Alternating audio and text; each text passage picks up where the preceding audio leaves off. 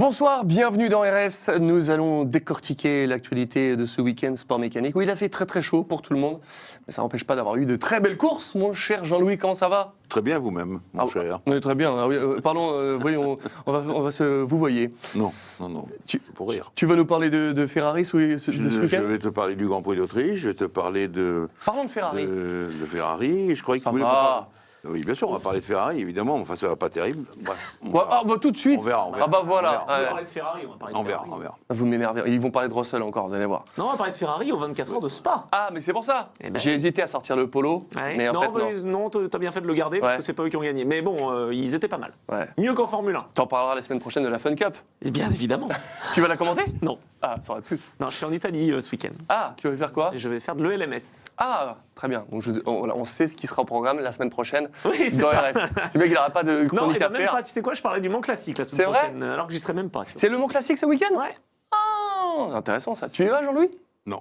Voilà. C'est dit, c'est fait. T'as pas été invité, moi C'est non plus. intéressant, mais personne n'y va. Bon, d'accord. Bon, voilà. super. Bon, de l'autre côté du ring, mon cher Rémi, comment ça va? Tu vas nous parler d'Assen et de Borno. Il s'est passé beaucoup de choses, des chutes, des hymnes japonais, plein de choses. Ah bah, première victoire d'un japonais depuis 22 ans. C'est Avant, fou, hein. C'était Tamada. Un pilote qui est en tête du championnat, qui gifle un commissaire de piste à 2 reprises, qui disjoncte. Et la remontada de Marquez. Quand on s'est C'est quitté, vrai. il avait 102 points de retard. Et là? 40. Oh! C'est incroyable. Ah, c'est quand même fort, c'est quand même fort. Mais c'est vrai qu'il s'est passé beaucoup de choses. C'est vrai que c'était un Grand Prix qui était riche Les en deux chute, étaient en sensationnels émotions. aussi. Tout Et était... C'était énorme. On parlera tout à l'heure de tout ça. Et à tes côtés, ça nous fait très plaisir, Wayne Bourget, que tu nous as ramené, Rémi. C'est trop cool de t'avoir parmi Je te nous. l'avais promis. Hein. Ah ouais, parce que là, moi, le Titi, ça fait longtemps que je voulais l'évoquer. C'est une course qui me fascine. Donc merci d'être avec nous aujourd'hui. Bonsoir, avec grand plaisir. Merci à vous pour l'invitation. Bah, c'est très cool. Pour rappeler ton palmarès, la première fois que tu as participé au Manx GP, tu vas nous parler, parce que pour moi, le Manx TT, en fait, j'ai trop joué à la borne d'arcade Manx TT Superbike à la tête dans les nuages. Pour moi, le TT, c'était ça. Mais en fait, non, pas du tout. En fait, il y a le TT qui se passe fin mai, début juin. Donc là, c'est vraiment le top niveau. Ok. Et le Manx Grand Prix, en fait, c'est tous les newcomers, tous les nouveaux arrivants qui viennent pour se qualifier pour aller au TT. Et en même temps, c'est le TT classique. Et donc, du coup, il y a tous les top pilotes qui viennent, mais qui roulent seulement en classique et pas avec les motos modernes. Ok. Et ça, c'est combien de temps Donc le TT, ça, c'est le Manx, c'est au mois d'août. Ah oui, c'est bizarre de le faire après. Ouais, mais c'est comme ça. Ils sont bizarres, les Anglais. Hein. Et non, Et Donald, Oui. il est venu me voir à l'époque d'Olivier Jacques. Hein, En qui est venu me dire 2003, bonjour, ouais. on a des super photos. Tu as 10 ans, c'est ça? c'est ça, Mais tu as fait un truc énorme. Ce qui a fait ta carrière. Tu as été voir qui? Olivier Jacques. Et grâce à qui tu as vu Olivier Jacques? Jean-Pierre Rougelet. Raconte l'anecdote. Et ben, en 2003, j'ai toujours dit à mes parents, donc premier GP, donc au Mans, et mon rêve c'était de voir Olivier Jacques. Je le suivais depuis 98 avec les cassettes avec Eurosport à l'époque. Et du coup, je voulais absolument voir Olivier Jacques. Ils m'ont dit non, c'est pas possible. Et j'ai vu quelqu'un avec une chemise gauloise. Et il y avait une trentaine de personnes au niveau de la barrière. Et en fait, j'ai chopé Jean-Pierre Rougelet à l'époque. J'étais tout petit et je lui ai demandé. Il m'a dit non, c'est pas possible pour aller voir. Je me suis mis à genoux par devant tout le monde et puis je lui ai supplié pour aller À voir. genoux devant 30 personnes. Hein. Énorme. Et tu l'as vu? Et je l'ai vu, ce qui m'a amené dans le box et tout à l'époque. La légende. Et après, je suis rentré de tous les ans grâce à lui. Arrête!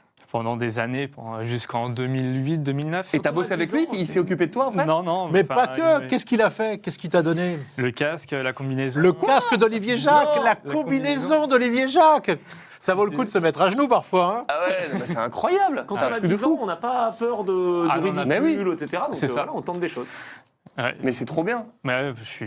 Ah ouais, c'est et lui que c'est- j'en suis là. Ce qui est marrant, c'est que je faisais du ménage ce week-end et j'ai retrouvé mon drapeau que j'avais eu au Castellet d'Olivier Jacques qu'on avait eu dans les tribunes. Je l'ai retrouvé. Je le ramènerai à la Me dis prochaine pas fois. que c'est la fois où Le bleu avec il se fait Non, shooter. gris. Ah ok, donc Le je gris. l'ai pas. Parce que Où il j'ai se fait tout shooter mis- par le pilote allemand. Alors, je sais pas, tout a une mémoire. Moi, je sais même plus ce que j'ai mangé Il hier. s'est fait shooter par plusieurs pilotes. Barros. Barros, oui, ça c'était au Saxon Ring, C'est malheureusement. Non, mais là, c'était une bonne course, je crois, de Castellet 98 ou. Parce qu'il y a eu une des années où il se fait shooter par les deux pilotes entre Fuchs et Vallman. Ah, je sais pas. Mais en tout cas, j'avais le petit drapeau, je l'ai retrouvé. Je le ramènerai un de Jack ces à quatre. Jack. Exactement. J'ai une grosse panoplie de lui. Ah bah j'imagine. Et du coup, pour terminer ton palmarès, vainqueur des 24 heures de Barcelone en 2024 et 2025, et en 2025, champion du monde EWC en catégorie production, s'il vous plaît. C'est ça. Combien de participations, Titi? Là, c'est ma 3e et 8e entre le Manx et le TT. C'est incroyable. Tu nous raconteras comment tu en es arrivé là, parce que pour faire ça, il faut vraiment... Alors, tu sais, en compétition, on nous dit qu'il faut débrancher le cerveau, mais alors là, au Titi, c'est n'importe quoi. non. Tu Régis l'amènes le lendemain, Laconné quoi. dirait il en faut des. Ah ouais, non mais Et c'est voilà. C'est comme ça n'importe qu'il quoi. disait Régis. Bon, on va en parler, il y a beaucoup à faire, beaucoup à dire. En attendant, on va démarrer avec la Formule 1. C'est parti.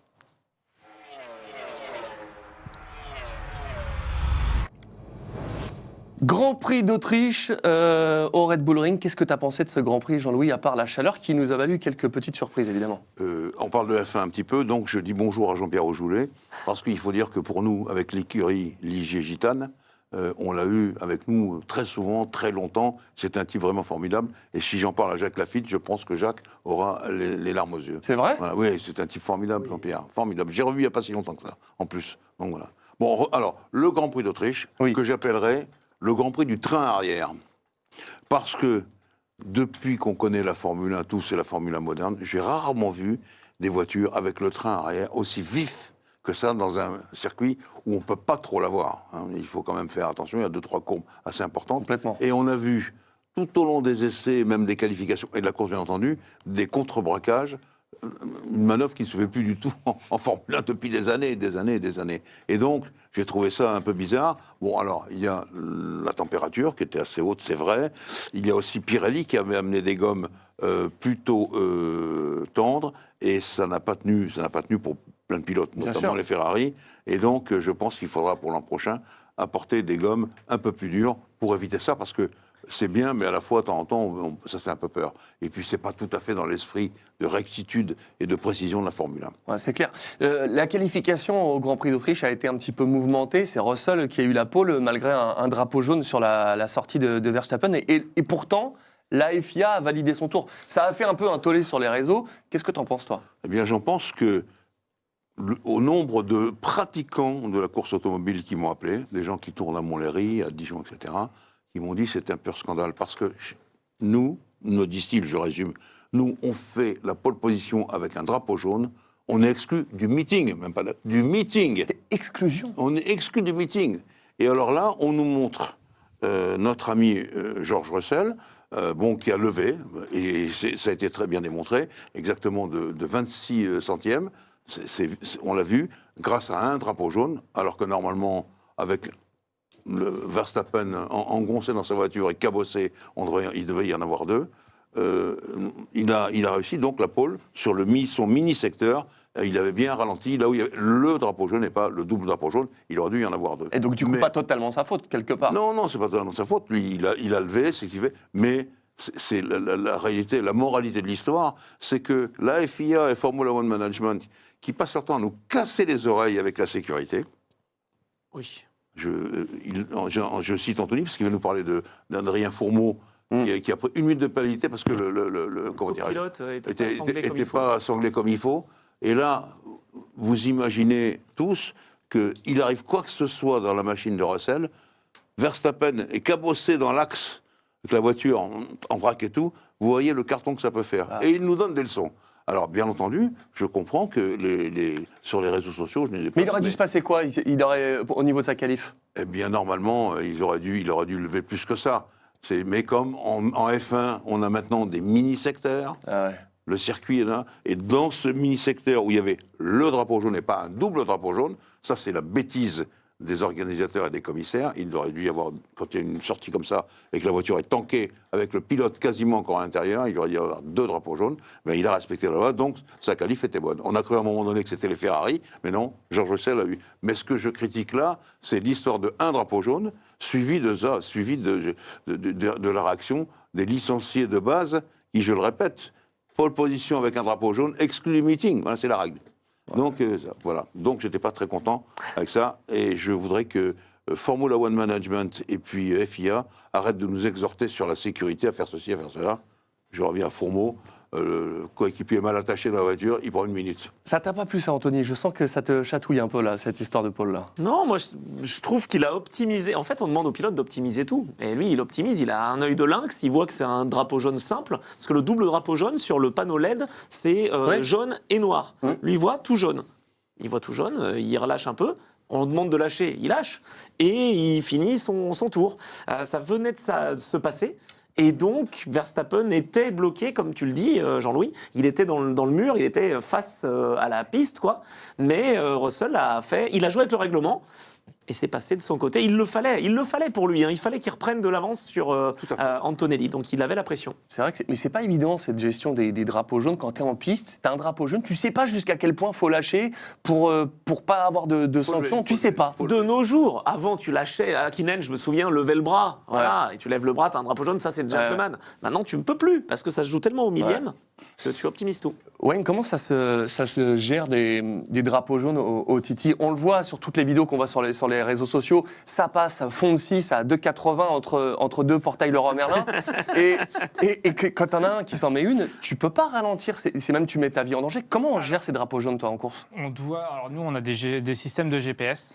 Parce que moi, j'ai été convoqué à la direction de course cette année parce que soi-disant, j'avais roulé trop vite sous un drapeau jaune alors que j'avais coupé. Donc, ils ont pris plusieurs tours au même passage. J'ai coupé et en fait, moi, j'ai juste coupé à l'endroit du crash. Sauf qu'après, il y a le drapeau vert. Moi, je remets les gaz d'un coup. Et du coup, on joue avec le règlement tout le temps. Enfin, on joue toujours. Et des fois, ça passe. Il y en a, ils coupent pas. Ou ils vont juste faire une micro-coupure. Sauf que, ça dépend. Ça dépend de chaque pilote. Donc, tu veux nous dire qu'ils ont comparé ce tour-là avec un de tes tours précédents. C'est ça, exactement. C'est ce qui s'est passé exactement pour... Sauf que nous, à Lilledemann, c'est 61 km. Oui, bien sûr. Mais ça revient exactement pareil. C'est sur des micro-secteurs et des microsecondes. 24 heures du Mans, c'est la même chose. Pole position pour Aitken, il l'a fait sous drapeau jaune. Et il fait la pole, qui lui a ensuite retiré pour d'autres raisons. Mais il fait la pole sous drapeau jaune. Mais il a lâché de 10e comme Russell. Alors, il faut qu'il y ait le temps qu'il y ait le drapeau jaune, parce que tout à l'heure, quand on parlera du Tourist Trophy et du sidecar, on a une vidéo qu'on vous montrera en régie où, avec les fonds plats, le sidecar se lève. Et moi, ce que j'ai trouvé beau, c'est la réaction, parce que c'est des passionnés, les spectateurs. Et la première chose qu'ils font quand le sidecar suivant arrive, c'est qu'ils essayent de lui expliquer que... Comme en rallye. Ouais, comme en rallye, Oui, c'est ça. Non, après, on arrive tellement vite, c'est des micros... Ils ont eu un bon réflexe, et puis on ne voit pas spécialement les drapeaux jaunes. Ouais, en plus, à cet endroit-là, il y a le soleil le soir, on a le soleil de face, donc on ne voit pas spécialement les... Il peut faire beau là-bas. Alors, bien sûr. Oui. Moi, j'y suis allé 2 fois, il a fait super beau. T'as de la chance. Non, par contre, je me demande s'il ne pourrait pas y avoir une solution. Alors, j'en sais rien, je ne vais pas comparer avec du karting, mais on sait que sur les pistes, Jean-Louis, on peut neutraliser des kartings pendant une période donnée. Pourquoi est-ce qu'on ne ferait pas ça? Tu passes le mini-secteur et tu ralentis la voiture. Même, j'étais très étonné, parce que la dernière fois que j'avais roulé en Fun Cup, c'était à la volée, au niveau des track limites. Et là, apparemment, on n'en a pas eu dans le team, mais si tu débordais un peu trop sur le turf et que tu mettais les 4 roues, tu pouvais prendre un track limite. C'est vrai, pourquoi est-ce que du coup, en compétition, il n'y aurait pas sur les secteurs la voiture qui coupe direct? Alors peut-être ce serait dangereux sur des réactions. Si tu as le drapeau jaune, ça te coupe de X%. Je sais pas, au moins là, ça réglerait le problème, puisque tout est lié, tout est connecté. Donc, ou une coupure momentanée, enfin progressive, pas un on-off, parce que là, ça pourrait être chaud. Je sais pas. Ouais. En tout cas, ils optimisent les pilotes, et on le sait, on essaie de perdre le moins de temps possible, même sous drapeau jaune. Évidemment. Du coup, George Russell, victorieux au Sachsenring, donc c'était pas là-dedans. Victorieux, évidemment, au Red Bull Ring. Ça marche aussi, ça finit par Ring. Ou Zellweger, si tu préfères, voilà. C'était l'ancien temps. Bon, Mercedes a amélioré la fiabilité, en tout cas. Alors, d'une part, et deuxièmement, Russell se serait fait une petite santé. Il faut bien dire qu'il était mal parti. Santé mentale. Surtout avec Maestro, comme il l'appelle. Et donc, Maestro Antonelli, on a vu après ce qu'il a fait. Donc, je pense que la meilleure réflexion qui a eu lieu sur Russell, c'est mon copain Loïc Duval qui l'a faite sur Canal. Il a montré encore qu'il faisait des débuts de course formidables et que, au milieu de la course, il avait tendance à se désunir un peu. Et il faut qu'il se requinque là-dessus, refasse ses temps, ses trajectoires, etc., pour tenir le coup. Parce que c'était chaud, les deux lascars derrière, Verstappen et Maestro Antonelli, ils remontaient avec des bottes de 7 lieues. Il a tenu le coup. Donc ça le requinque au niveau du championnat du monde, même si Antonelli est toujours largement devant. Oui, mais ça lui a fait du bien à la tête. Mais ça fait du bien à la tête. Il n'avait pas gagné depuis le premier Grand Prix qui était l'Australie cette année. Et donc ça, c'est pas mal.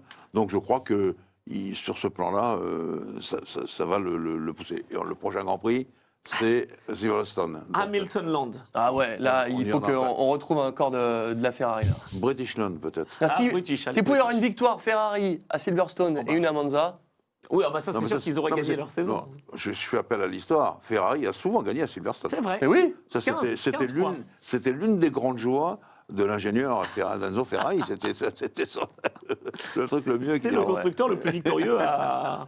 C'est le plus victorieux à Silverstone. Ah, c'est Et ça, celui qui est le plus absolument. victorieux comme pilote, c'est Lewis Hamilton. Absolument. c'est énorme. Et je me suis, le pigeon que je suis, je Oui. me suis acheté un t-shirt sur un truc italien où il y a tout le commentaire du commentateur à Monaco quand il dit le dernier tour de la victoire de Charles Leclerc à Monaco. Il Ah y a oui. tout le texte qu'il dit dans le dos. Sur le tour entier? Bah, tout ce qu'il fait, ouais, il a menti à son père, il est aujourd'hui un membre de la communauté. Et ces trucs-là, je l'ai commandé. Bon, je le mettrai une prochaine fois quand il y aura une victoire Ferrari. On verra. T'inquiète pas, Oui. sauf si je me suis fait scam et que, évidemment, je reçois. Mais quoi, en français ou en anglais? Non, c'est en anglais. Bon, du coup, comme tu cites, je vais me permettre, Jean-Louis, de citer Frédéric Ferret dans l'équipe, qui, lui, côtoie en permanence Russell. Ouais. Je ne suis pas persuadé qu'il apprécie le personnage. Il a fallu accepter, après la course, le discours d'autosatisfaction de Russell. Ça m'étonne Peut-il- pas, mais- Le reconnaître, le Britannique de 28 ans a connu, il a le droit de se tresser des lauriers pour avoir su résister sans se planifier. Alors oui, il faut l'écouter, se féliciter, accepter qu'il détaille dans une langue très châtiée qui forcément jure avec celle de Verstappen tout ce qu'il a traversé, le pauvre. Et il termine son papier en disant « Allez, il va falloir s'habituer à nouveau à écouter George Russell ». Dans l'écriture, je sens qu'il ne doit pas être... Il y a une Oui. certaine ironie, mais c'est vrai qu'il est agaçant par son côté snob. Ah, Ouais, ouais. C'est ça qu'on bien sûr. préfère tous Antonelli à Russell. hein. Pardon? On préfère tous Antonelli à Russell. Ah mais ça c'est... Moi, c'est pas tellement ça. Ce que je préfère chez Non, mais le Antonelli, bonhomme. c'est de la façon dont il bombarde. Ouais. Ça, c'est Oui. ouais, c'est ça que je vois en Enfin, premier. Russell bombarde En premier. aussi, D'ailleurs, hein. Antonelli... Oui, mais je sais pas, il y a un truc. Antonelli qui nous a fait encore 2 ruades de chien fou dans le premier tour. Je sais même pas pourquoi. Il loupe le freinage, mais il le loupe pas de 2 Hop cm. là, allez, on va Il tranquille. parle. Hop, Ouais. et il m'en remet un autre derrière, une On autre a ruade décimé derrière. les deux premiers. Non, mais il tours. voulait appuyer sur triangle et fait ah non, ça, je peux pas Non, mais il revenir se en croyait à arrière. ZVEG, en fait, je pense. Il se croyait Ouais, sur l'ancien tracé. et donc, il reconnaît lui-même, Maestro Antonelli, je me permets de l'appeler Maestro, il faut qu'il soit un peu plus calme au moment du départ. Il doit avoir une poussée d'adrénaline au moment du départ, ce gamin. Mais c'est sûr. Oui, c'est sûr, mais il faut aussi rester sur la piste. Oh, Il a- ça va. Ah non, mais il a perdu Je sais. un peu de temps et des places qu'il aurait certainement mis juste à côté de Russell, peut-être même devant. Bon, ouais, c'est ça qu'il faut voir. En tout cas, malgré sa sortie aux qualifications, Verstappen il est revenu sur le podium. Ça va vraiment mieux chez Red Bull. En tout cas, il nous montre Non, que non. Verstappen, c'est quand même, ça reste Voilà, le roi. Quoi. Hier, c'était le meilleur. Bah oui. Il n'y a rien à dire. Max, il était le grand Max des grands jours. Après une sortie cataclysmique comment dirais-je, En qualif. hein. en qualif. Il faisait la pole. Donc, moi, je me suis... Il en a promis Non, c'est pas ça. Non, pas du tout. Le premier à dire, j'étais le premier à dire, il a oublié, il a refermé l'aileron trop tard. Ah. Ça arrive, ça. Parce que Tu je vois la crois que c'est voiture lié à ça partir. C'est ça. En réalité, elle est partie parce que l'aileron a été refermé trop tard, mais c'est de la faute de la voiture. Et pas du tout de sa faute à lui. Au moment où il a appuyé, quand tu remets ton aileron en place, il faut comprendre, et ça, à chaque fois on le dit normalement sur Canal, tu dois attendre Oui. que l'air recolle à l'aileron. Ok, oui, bah oui, ça paraît logique maintenant que tu le dis. hein. C'est pas bon, bien sûr que c'est instantané, mais bon, s'il y a un dixième de trop. Et donc là, la voiture, je le vois partir. Il a refermé trop tard pour faire un temps. Pas du tout. Il a refermé trop tard, mais c'est l'aileron lui-même qui a refermé trop tard. Lui, il avait fait impeccable. Et d'ailleurs, mon copain Laurent Mekies lui a présenté des excuses en disant c'est notre faute. Ok. Mais enfin, c'est notre faute. C'est un gros carton. Et il fait quand même un podium à la fin. C'est vrai Non, mais à la fin, qu'on il fait s'imagine, il remonter. aurait. C'est pour ça que c'est il le aurait fait premier. S'il a été le meilleur de la course hier, il part loin et il remonte et il remonte et il remonte. J'ai noté qu'il mettait Adjar à plus de 25 secondes. Hein. Ah ouais. C'est un circuit qu'il aime. hein. Oui. Il a- Est-ce qu'on peut dire, messieurs, du coup, que la FIA, en laissant la pole à Russell, et il ne s'est pas plaint, Verstappen, lui a volé sa victoire en Grand Prix? Non, il y aurait eu 2 Ferrari devant. Mm. 2 Ferrari devant. Alors là, on va y passer certainement, le Ferrari, donc j'y vais maintenant. Ouais. Et du coup, Jean-Louis, Ferrari, ils sont Alors, pas emmêlés les pinceaux Non, je pense que non. Alors non, ils insistent un peu sur le fait que Hamilton sait s'adapter à de nombreuses stratégies différentes. C'est pour ça. C'est ce qui s'est passé exactement à Barcelone. Donc tout d'un coup, on lui dit, et là, il excelle. Sauf que là, d'abord, il n'avait plus assez de pneus, parce qu'ils ont mangé beaucoup pendant les essais et les qualifs, et puis ça n'a pas fonctionné. Et pour Leclerc, c'était encore bien pire, puisqu'il était quasiment sur la première ligne au moment où il y a eu l'histoire de code de Russell, et que là, il se retrouve 8e. Et est-ce que ça aurait pu changer quelque chose quand ils lui ont dit box, mais trop tard et qu'il est allé après? Est-ce que ce tour-là ne changeait rien? C'est juste à ça. Non, de toute façon, les pneus ne fonctionnaient pas. Ouais. Je reviens à mon propos du début. Il y a eu un problème avec les pneus. Mais peut-être que Frédéric Vasseur a raison en disant qu'ils ont trop forcé au départ pour maintenir le rythme avec les autres. Et tu disais tout à l'heure que tu allais avec les Ferrari, aurait pu être devant véritablement là. Si Russell est pénalisé, rétrogradé de sa pole position, elles sont en première ligne, les deux. Elles marchaient, mais... Sur la course, ça oui, c'est sur la course après. Sur la course, Puis surtout que c'est un circuit où on peut dépasser, pour le coup, avec ces nouvelles Formule 1, on ne sait plus trop comment faire. Voilà. Mais là, au moins, on peut dépasser en Autriche. D'ailleurs, Liam Lawson, que je critiquais gentiment en début d'année, m'impressionne de plus en plus. Donc je le dis, Liam Lawson nous a fait un double dépassement incroyable. Il marque des points régulièrement. Il est à quelques encablures de Isaac Hadjar sur une Racing Bulls. Il est simplement à 12 points. Attention. Ouais. Et son ami Lindblad, dans l'équipe, marche aussi. Hein. C'est une belle équipe, Racing Bull. Vraiment. Très, très belle équipe. On voulait aussi aborder le sujet Audi, qui semble bien préparé pour les évolutions de moteur, Jean-Louis. Si tu te souviens, je tenais absolument à donner la VMAX, la vitesse maxi, on a eu à Barcelone, la précédente émission à Barcelone, parce que c'était Audi qui l'avait réalisé. Ouais. Et ce qu'on ne savait pas, c'est que la Duo, enfin le célèbre règlement qui va modifier, ou qui modifie déjà les moteurs, a commencé. Et Audi avait déjà préparé une version plutôt plus musclée de sa machine. Et c'est pour ça que ça a marché pour la VMAX à Barcelone. Là, il termine à la porte des points. Ça, c'est 11 et 12, bon, c'est dommage. Mais je pense qu'il progresse. Quand vous regardez, alors le niveau, bien sûr, d'un débutant comme Audi, appuyé sur Sauber, qui est une écurie qui existe depuis longtemps, et le niveau de Cadillac, qui est même que cataclysmique. Je me demande s'il n'y a pas eu déjà un coup de téléphone de la présidente. C'est une présidente, Cadillac, pour les rappeler, leur dire arrêtez, il y a des problèmes de frein qui fument en permanence sur cette voiture. Si en Formule 1, on ne peut pas résoudre les problèmes de frein, là, vaut mieux aller faire autre chose. Et donc, tu penses que là, Audi, en tout cas, là, avec ce qui arrive pour Silverstone, ils sont prêts ou ils seront prêts après Silverstone? Il y a de la puissance. Il faut de la puissance. Bon, et puis après, il faut tenir la voiture. Mais je pense qu'ils ont une bonne paire de pilotes déjà. C'est pas si mal que ça. Voilà. Et on se souvient que Hülkenberg avait fait un très beau résultat l'année dernière. Il avait terminé sur le podium. C'était son premier et seul podium en Formule 1. Oui. Beaucoup de bons prix. Ouais, ça serait bien qu'il puisse réitérer à cet endroit-là. Ouais. On a tous vu sur les réseaux l'idée de Carlos Sainz. T'étais sûr que j'allais en parler, mais j'étais obligé. Sainz avait moi, je trouve que c'est une bonne idée. Je sais que tu vas me dire que c'est n'importe quoi. Mais si Et pourquoi pas? Pourquoi pas? On va mettre des F3, des F2 et des F1. Ça n'a rien à voir. Mais pourquoi est-ce qu'on ne pourrait pas avoir un championnat constructeur et les pilotes qui, c'est Sainz qui l'a dit, c'est pas moi. Notre invité ne sait même pas de quoi tu parles. Eh bien, c'est simple. Sainz a proposé une idée. On va juger à la réaction de Wayne. Sainz a eu l'idée d'avoir un championnat constructeur normal et d'avoir les pilotes qui font 2 courses sur chaque écurie, ce qui permettrait de faire tourner tout le monde et qu'on sache si un Gasly, un Bortoleto ou un Hamilton mérite d'être champion du monde, parce que ça permettrait d'avoir testé toutes les voitures et de savoir qui est le meilleur. Et donc on fait toutes les courses sur chaque circuit alors, donc, parce que la Ferrari qui marche en Espagne, elle ne marche pas en Autriche, tu te retrouves en Autriche. Je suis d'accord, tu as quand même un coup de chapeau. Donc tout le monde fait 24 courses sur les mêmes voitures. Non. Notre invité est assez circonspect sur cette affaire. Ça pourrait. Non. Ah bah voilà. Parce que nous, à l'île de Man, on a plusieurs catégories. Donc il y a 4 catégories. Donc il y a le Super Twin, donc c'est la plus petite catégorie. Après il y a le Super Sport, le Super Bike et le Super Stock. Oui. Donc c'est 4 motos différentes. Oui. Et du coup, on n'est pas obligé d'avoir le même constructeur. Donc on peut faire nos preuves avec différentes motos et tout. Pourquoi pas en F1? Après, en F1, c'est un peu compliqué. Mais... Oui, mais pourquoi pas? Ça permettrait de tester tous les pilotes. C'est pas un peu compliqué, c'est très compliqué. Je sais. Et les sponsors, non mais...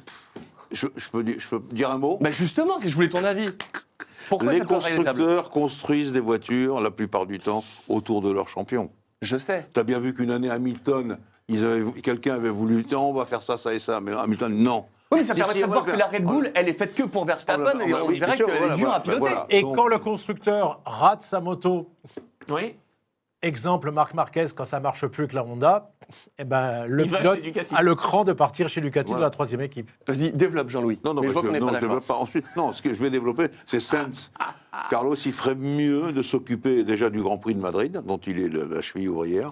Deuxièmement, de bombarder un peu plus, au volant. Oui, mais regarde, il était parfait chez Ferrari. Ils l'ont sorti pour mettre Hamilton, et je peux comprendre, mais là, Oui. maintenant, il est parti chez Eh ben maintenant, chez il est chez Williams. Williams, il est dans un chariot, donc il essaye d'avoir une vraie Formule 1. Bah, Mais, oui, et c'est évidemment. là que tu te rends compte qu'un pilote de génie sur Ferrari, que tu mets chez Williams, il n'arrive plus à en mettre une dedans, et c'est dommage. Un Berman, tu le mettrais, ça se trouve, Mais chez tu Ferrari. mets Esteban Ocon, oui. Mettez Esteban Ocon Mais chez Ferrari. Tu vois ce que je veux dire? Voici Ce serait dommage. Enfin, je trouve que c'est une bonne Voici une idée. expression que je n'oublierai pas. Il est maintenant, il est dans un chariot. Et c'est pas mal, pas mal. John Ouais. Powell, qui est le patron, ça lui plaira. Ah ouais. Non, je lui présente mes excuses. C'est- Alors, s'il te plaît, remballe tes trucs. Ça fait 100 fois que j'entends ça. Et si on changeait les pilotes? Et si on changeait de voiture, etc. Ça fait 100 fois. Mais évidemment, Et quand tu es chez Mercedes, t'as ça- pas intérêt. Ça va Mais pas durer 101 fois ou quand tu es 102 chez fois. Cadillac, t'es un peu plus content Ouais. de pouvoir faire. Je me Après, disais, souvent, on est dans on est une bon ou on n'est pas bon. on est dans une émission Ouais. sérieuse et Ouais, machin, non, etc. mais je suis n'importe d'accord. quoi. Ils ont Non, un mais truc. va regarder l'IndyCar. L'IndyCar, tout le monde a les mêmes voitures. Voilà, et là, on sait qui sont les meilleurs. La Formule 2, la Formule 3, la Formule 4, la Formule régionale. On a tous ces championnats-là avec toutes les mêmes voitures. Bon, ben voilà, on sait qui c'est les meilleurs pilotes. Après, on arrive en F1. Moi, je pense que Fabio Quartararo aimerait cette idée de l'Espagnol pour la MotoGP cette année. Non, mais ok, mais tu m'as convaincu. Il va être content quand il va tomber sur la Non, KTM qui c'est coupe tout le temps. Si je peux conclure, c'est surtout que c'est impossible. Ni Mercedes, ni Ferrari, Je sais. aucune équipe ne se battra à ce jeu-là, parce qu'il faut les connaissances de la voiture, les connaissances du pilote, le gars qui fait la voiture pour le pilote qui connaît la voiture. Enfin, autant de choses impossibles. Même si on dit, ah mais Bernie Ecclestone y avait pensé. Bien sûr, tu penses. C'est clair. Mais j'imagine bien. Mais je voulais quand même te poser la question. Mais On c'est l'a fou, tous ce vu Carlos passer. Sainz Donc- qui est censé être quand donc- même intelligent, qui se donne Donc, cette idée. on avait le quota d'une émission sérieuse. Et là, on va se faire massacrer. Ça y est. Tu parles, c'est là qu'on va générer le plus de commentaires. Mais bon, moi j'aimais bien quand même, naïvement d'accord. j'aimais bien. C'est bon. Alors, l'année prochaine. Alors, L'année ok. prochaine. Allez, On alors, en tout cas, prochaine revient- course, revient l'année Silverstone. prochaine. Silverstone, attention. Ferrari, je sors le C'est- polo tout de suite ou pas? Tu n'es pas obligé. Silverstone, deux choses. Circuit très difficile, pas limite quelquefois dangereux Ouais. même, attention. Grande courbe, gros freinage. Il faut être vite en ligne droite, mais en même temps pointu dans les virages, etc. etc. Et n'oublions pas la météo. Oui, il faut sortir souvent le parapluie là-bas. Ouais. La météo. 3 fois par Euh, course. C'est-à-dire que la phrase est célèbre. Comme on dit là-bas, c'est une plateforme d'aéroport. Hein. Ouais, Donc quand il pleut, la pluie tombe à l'horizontale, donc c'est encore pire. C'est vrai. Attention, vous avez vu la canicule qu'on a dans toute l'Europe. L'année dernière, Ça pour peut la être chaud. première fois de ma carrière, je suis allé à Silverstone. On s'est régalé. Il a fait plus de 30 degrés. Il n'y a pas eu une goutte d'eau du jeudi au dimanche. Donc on peut maintenant, on peut tendre vers ça, Jean-Louis. Hein. Oui, bien sûr, pas de souci là-dessus. Non, je préviens quand même que ça peut arriver. Parce que moi, il m'est arrivé de passer des 14 juillet à Silverstone, et c'était l'hiver. C'est vrai. C'est des circuits comme ça, évidemment. Voilà. C'est la surprise. Allez, on passe du côté deux roues avec la Moto GP. C'est parti.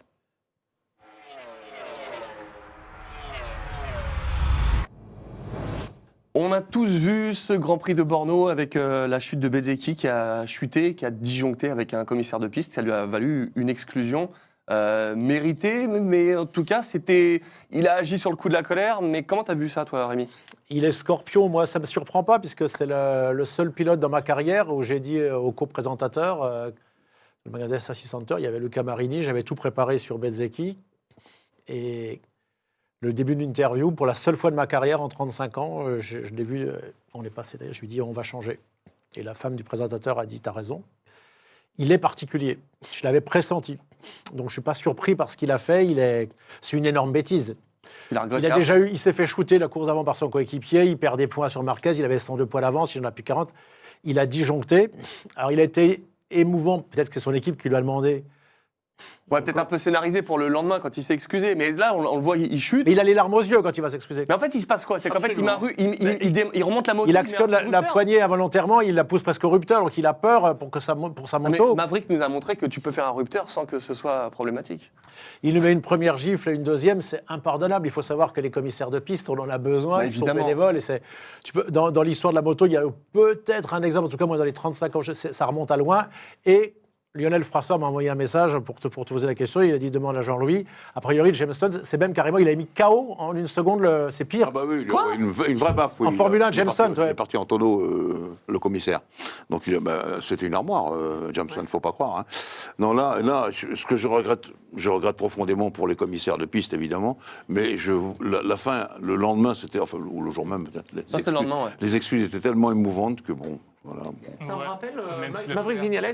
Même sous la colère, tu fais pas ça. Oui, c'est ça, c'est Parce ça. que Voilà. sans commissaire, il n'y a pas de course, il n'y a rien. Bien sûr, exactement. Viñales a eu ce problème en France aussi, où il venait de tomber et il s'est précipité, il n'a pas tapé. Et Fabio Quartararo s'était agacé, mais c'était pas à ce point-là. Il l'empêchait de partir et il voulait partir. Mais sauf que les commissaires sont justement dirigés par la direction de course. Donc je pense que... Sur l'accumulation des 3 derniers Grands Prix, parce qu'on va voir après ce qui s'est passé à Senna, je pense qu'il a perdu le titre, et notamment avec ça, il prouve qu'il n'a pas les nerfs d'un Valentino Rossi, même d'un Jorge Martin, d'un Marc Marquez. Ça, il ne peut pas faire ça. C'est ce que j'allais dire après, moi. Je pense que ça montre quand même un défaut dans la cuirasse. De toute façon, l'énervement comme ça, la tension. Mais bon, on fait pas ça. Après, on peut l'excuser pour son tempérament, c'est ça, tu peux, mais... mais est-ce qu'il vraiment, il a fait exprès? Moi, je me pose vraiment la question. Alors oui, ok, il veut écarter la personne. Il ne veut pas lui mettre une main. Ah non, il met une gifle. Quand il reprend la moto et qu'il lui pète un... Pour revenir sur le cas de James Hunt, le commissaire, il prenait Hunt, il le secouait pour l'emmener sur le truc, etc. Il l'a regardé une fois, mais il continuait. Donc il a mis une baffe, voilà. Mais là, c'est pas tout à fait le cas. Non. Là, c'est parce qu'ils ont touché à la moto. Ils sont obligés de la relever. C'est ça qu'il n'a pas... Voilà. Évidemment. Bon, maladroit et inexcusable, mais bon, en tout cas, on était obligé d'en parler.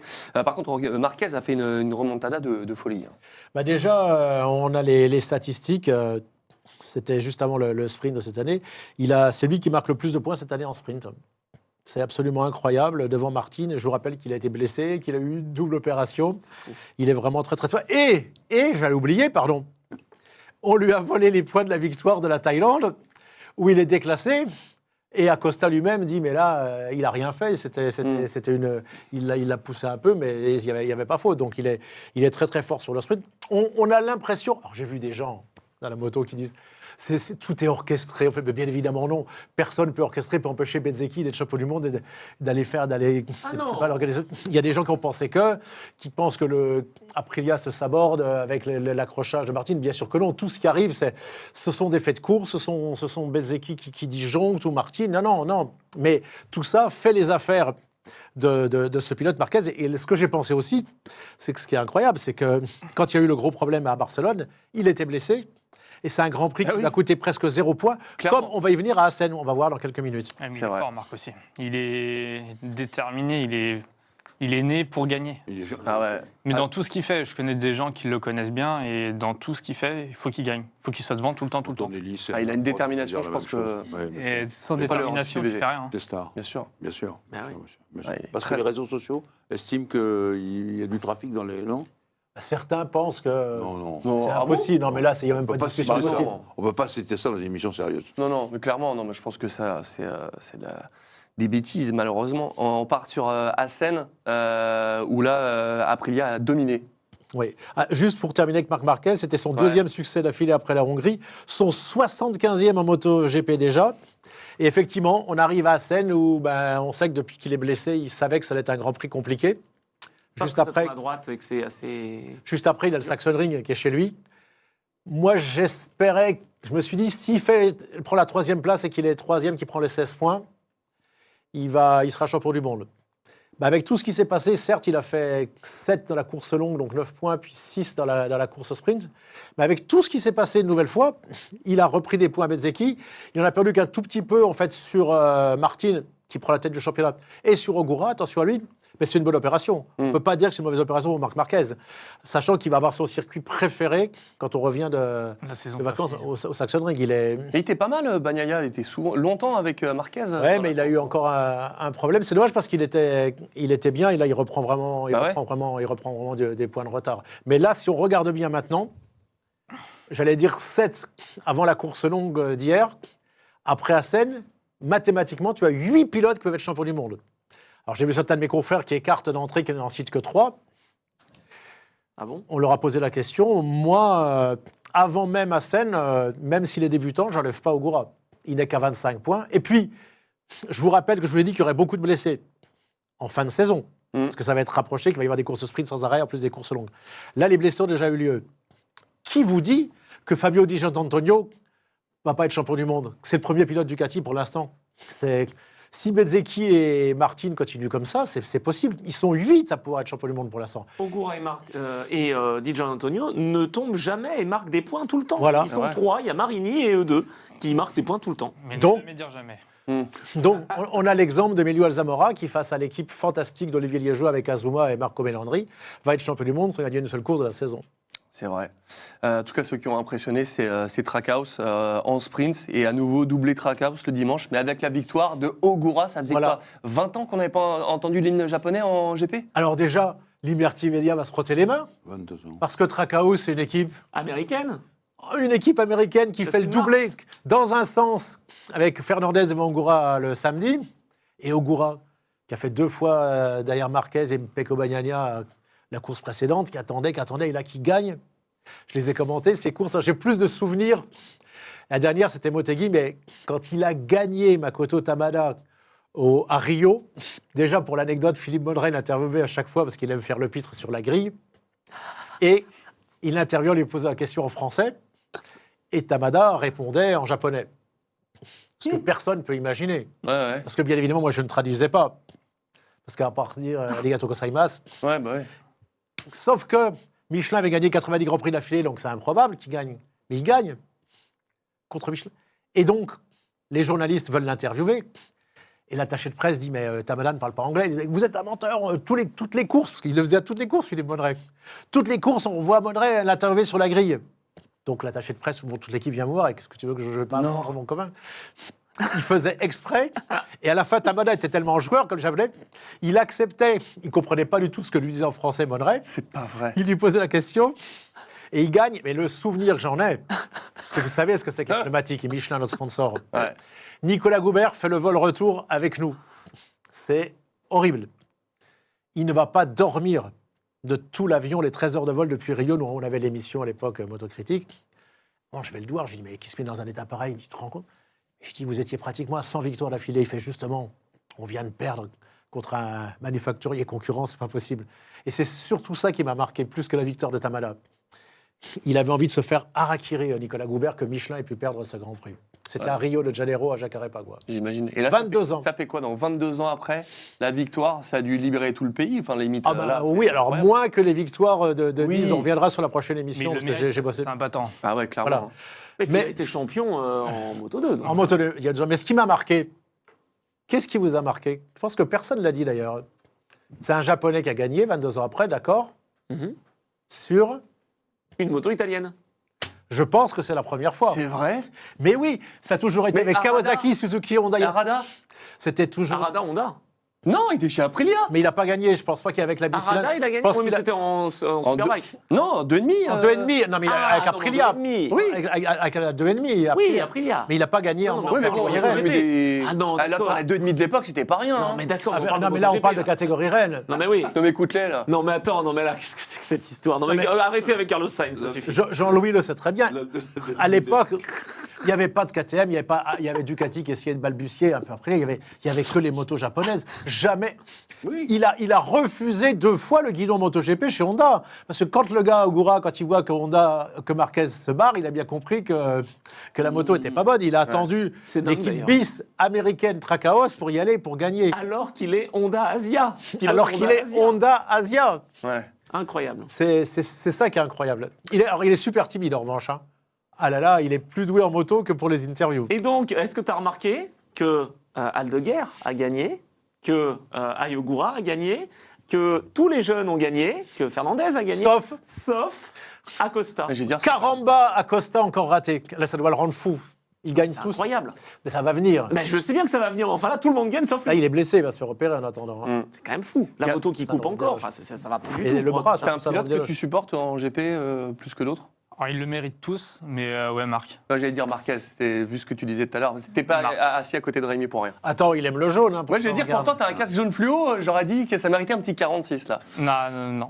Ça vous rappelle quelle équipe, tiens? Une équipe en 2,5 Non, moi, ça me rappelle Colin Edwards, mais je sais pas si c'est fait Campetella. exprès. Ah, Campetella, ouais. L'équipe Campetella roule Ça avec ces rappelle un couleurs-là. peu Colin Edwards, non? C'était pas ça? Jean-Louis. Pas du tout, c'est mes couleurs à moi. Oui. Ogura, je l'ai trouvé très très beau sur le banc. Le jaune, parce Ouais, que Olivier c'est beau. Jacques, il avait toujours du jaune. Franchement, Eh oui, 19. Et le rose, parce que personne n'avait du rose à même l'époque. en trajectoire, machin. C'était très- C'est magnifique. Je l'ai trouvé magnifique. Voilà. Et celui qui a eu pas de bol, c'est Bezzecchi, justement, qui a fait une énorme chute. Il a perdu l'avant, mais à Mach 2. Il est dans quel état après ça? Alors, a priori, tout va bien quand même, parce qu'il a été emmené à l'hôpital de Groningen, qui est juste à côté, c'est à 30 km au nord. Ça va, mais là, c'est... Donc, il y a 3 courses, il se fait shooter par son coéquipier Martin. Ah, il est loin le moment où il y a les émotions quand il gagne chez lui le Grand Prix d'Italia Mugello. Ensuite, il gifle un commissaire de piste à Brno, donc il exclut la course longue. Et là, sa course dure même pas 2 tours. Il est en train de craquer complètement. Ben déjà, maintenant, il a moins de pression puisqu'il a perdu la tête du championnat avec tout ça. Parce que mine de C'est rien... sûr, là, quasiment. Ah bah oui, ça y est. C'est sûr. Ouais. Ça y est, Martin est passé devant lui. Martin a fini que 3e. Et c'est important qu'il ait fait ce podium. Mais ce qui est quand même aussi très particulier, il y a longtemps que c'est pas arrivé, c'est l'équipe de Davide Brivio qui gagne, qui passait d'ailleurs un petit peu en Formule 1. C'est l'équipe satellite. Ils ont archi dominé le week-end. D'abord, c'est la première fois de l'histoire qu'on avait 4 Aprilia aux 4 premières places en qualif. Mais sur les 2 courses, ce sont les 2 pilotes qui normalement ne sont pas supposés jouer le titre, qui ont fait premier, deuxième, puis deuxième et premier. Là, ça doit, pour Rivola, il doit commencer à tousser, quoi. Ouais. Ça fait comme les frères Marquez l'année dernière avec Ducati. Ouais. Il y a 2 ans. Quand ils étaient coéquipiers il y a 2 ans, Ouais. c'est ça. Tout à Sauf fait. que là, c'était l'équipe 3 de Ducati à l'époque. C'était Ouais, la est-ce que c'est 3e. grave? Le constructeur gagne quand même. Ah non, mais si le constructeur gagne. Moi, j'ai vu beaucoup de mes confrères qui disent qu'Ogura n'a aucune chance de gagner le titre.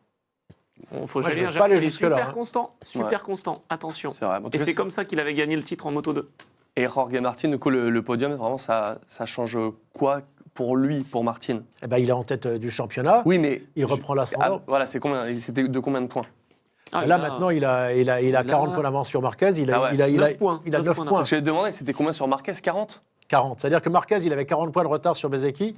Et là, il n'a rien perdu. Il a repris les points à Bezzecchi. Il a 40 points de retard sur Jorge Martin. Il peut clairement être champion du monde. Ah, c'est clair. Enfin, c'est hyper Je intéressant. vais quand même me souvenir de ce que nous a dit Randy Le Punier.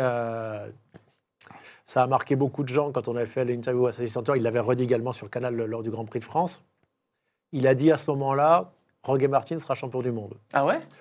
Et je pense que maintenant, les 2 favoris sont Jorge Martin et Marc Marquez.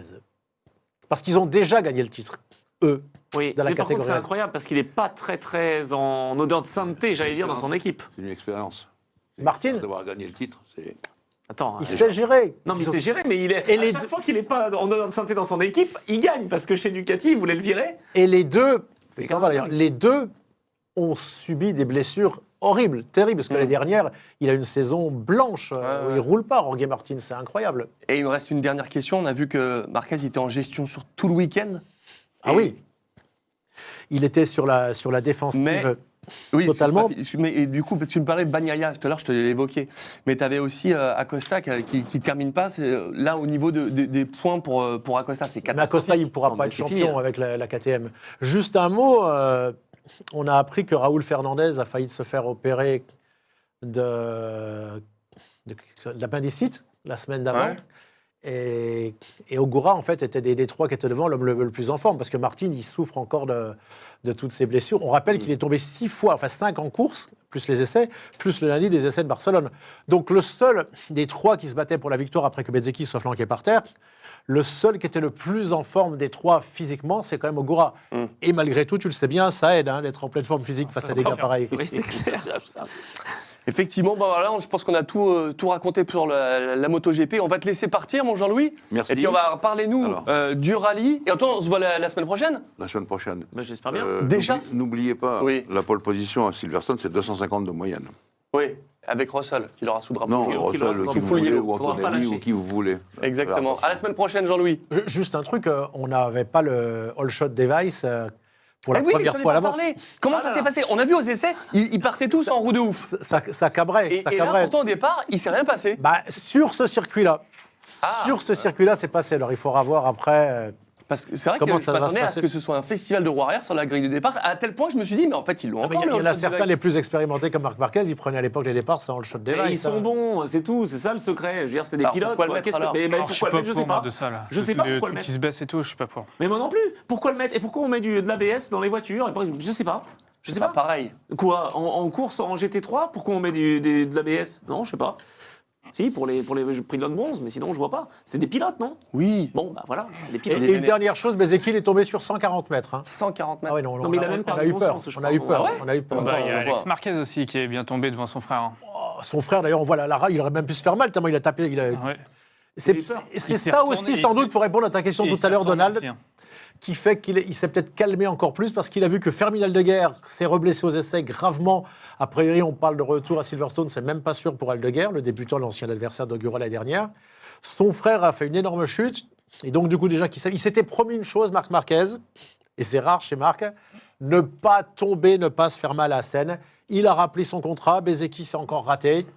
Martin C'est vrai. n'a pas gagné, il ne fait que troisième, et entre la première et la troisième place, c'est quand même 9 points. Moi, j'estime que c'est un Grand Prix qui, pour Ogura et pour Marc Marquez, est décisif pour la course au titre en fin de saison. On en reparlera peut-être de cette course. Il à reste sept. encore pas mal de Et Grands Prix quand même. Ah bah oui, mais c'était un Grand Prix où il pouvait perdre gros, Marquez. C'est vrai. Ouais. Non, mais c'est vrai que tu avais raison quand tu as préparé l'émission. Tu me disais, c'est vrai que c'est une vraie gestion. C'est le cas. Martine aussi. On sent quand même qu'il se passe des choses. Bezeki, c'est vrai que ça va pas être un de ses circuits préférés pour l'avenir. Hein, Non. effectivement. Merci Rémi pour cette belle page moto. On va partir maintenant de ton côté, Anthony, pour parler de WRC et d'endurance. C'est parti.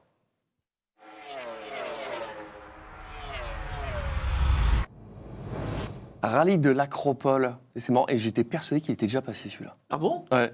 Mais vraiment, le rallye, je suis en mode touriste. Mais alors, du Non, coup, parce que tu as qu'est-ce qui confondu s'est peut-être avec le rallye du Safari, parce qu'ils sont assez similaires. Alors, il y en a un qui se passe en Afrique, au Kenya, mais ils sont très durs, très cassants pour les voitures, et c'est un vrai marathon. En tout cas, à l'époque, c'était un marathon, et c'est un rallye où il faut vraiment rester toujours très vigilant. Il peut toujours se passer quelque chose, notamment au niveau de la chaleur et des crevaisons. là, c'était ça qui était difficile. Bah, un peu toute l'Europe, quoi. C'était la chaleur qui était.